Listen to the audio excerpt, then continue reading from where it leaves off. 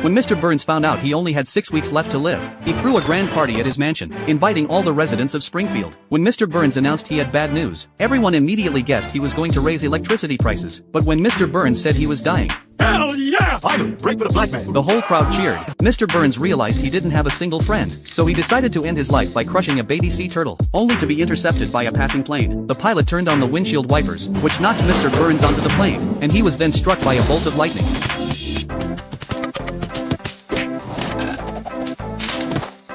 It wasn't until the next day that Bart spotted Mr. Burns while he was identifying animal droppings, but Mr. Burns had actually lost his memory. Feeling sorry for how pitiful Mr. Burns looked, Bart hid him in his bedroom. Just as Bart was giving Mr. Burns a bath, Mr. Burns ran out, and Homer and Marge still found out about everything. Marge suggested taking Mr. Burns to town for a trial. Mr. Burns was locked in a cage, and no one agreed to treat him. Lisa argued fiercely on Mr. Burns' behalf, but it was no use, so everyone took turns getting revenge on Mr. Burns. Homer tricked Mr. Burns into falling from a height using a carrot. Apu made Mr. Burns work for him. Nelson even started treating Mr. Burns like his new dad. Lisa wanted to show Mr. Burns the good and beautiful side of the world.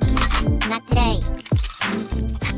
Homer started singing while lying down, and his voice was so powerful it could even bring the dead back to life. When Mr. Burns discovered Homer's talent, he opened an opera house for Homer. Homer gained a huge number of fans. To keep the fanatical fans under control, the president of the fan club even moved into Homer's house. When Homer saw Marge leave, Julia walked up to him and took off her clothes. You can have me anytime you want me. Marge! But if you say one word to your wife, I'll tell you attack me. The next day, Homer started having hallucinations when he went to work. Even when he was walking the dog, he mistook it for Julia. When Homer lifted the covers, Marge had turned into Julia too. Homer couldn't take it anymore, and told Julia to leave. But just as she was going, he suddenly called her back. Before you go, could you hire your own replacement, but make sure she's not crazy like you? To get revenge on Homer, Julia put a cobra in his cereal. Luckily, Homer was strong enough to throw the snake to the ground and kill it. Worried about Homer's safety, Marge begged the sheriff to cancel the show. But the sheriff had already made foolproof preparations. He placed many inflatable Homer dolls in the theater as decoys, and had even removed the biggest threat, the chandelier. Suddenly, Bart noticed the conductor pulling darts out of his pocket. The sheriff immediately moved in when he found out, but accidentally slipped and fell. In the nick of time, Marge used a musical instrument to block the dart, which bounced off and hit Julia. The sheriff ordered the sniper to take action. The bullet narrowly missed Julia, but luckily took down the crystal light, trapping Julia underneath. Nelson invited his classmates to his birthday party. Come to my party or die. Come to my party or die.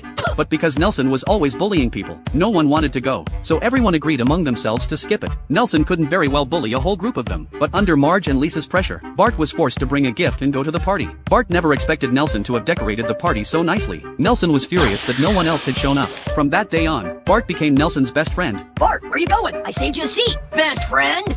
And no one dared to bully Bart anymore. The two of them would watch the sunset together at school. Nelson gave Bart an identical vest to his own. With Nelson showing him the ropes, Bart could go anywhere in the school and do whatever he wanted. One day, Milhouse invited Bart to fly a kite with him, and Nelson happened to see this.